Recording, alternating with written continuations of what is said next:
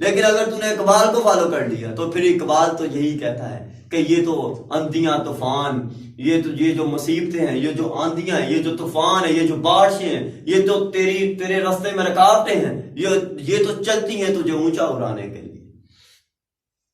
ये तो इसलिए चलती है ताकि तू ठोकर का खा के संभल जाए। अगर संभल के ठोकर खाई तो मसला हो जाएगा। संभल के ठोकर खाने से बेहतर है कि ठोकर खा के संभल आ जाए। ये इसी में चीजें आएंगी बेटा तेरे रास्ते में। लेकिन अगर तेरी हिम्मत, तूने अपनी हिम्मत में मूसा अलैहिस्सलाम को फॉलो ना किया, अगर तूने अपनी हिम्मत में मूसा अलैहिस्सलाम के दिए हुए दर्स को फॉलो ना किया, तो तेरे लिए फिर वो दरिया रास्ता नहीं बनाएगा बेटा।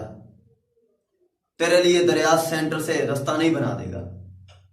अगर तूने इस चीज को फॉलो ना किया कि वक्त के खुदा को अलल अलान उसने कह दिया मूसा अलैहिस्सलाम ने कि मैं इस जैसे खुदा को नहीं मानता और मैं इसकी गुलामी में नहीं रह सकता, फिर वो अपना टारगेट लेके निकले, अपनी सोच लेके निकले, अपना नजरिया लेके निकले, फिका लेके निकले, अपने जो कुछ था पास वो अपने उस रास्ते में लेके निकले। अगर उस जैसा जज्बा तेरे में ना आया, तेरे में उस जैसी सोच, तवक्कल, यकीन, सब्र ना आया, तो फिर बेटा मंजिल बहुत दूर है, बहुत दूर है मंजिल। तू कुछ नहीं कर पाएगा रास्तों में। एमी तू शिकवे गिले करता हुआ मर जाएगा रास्तों में।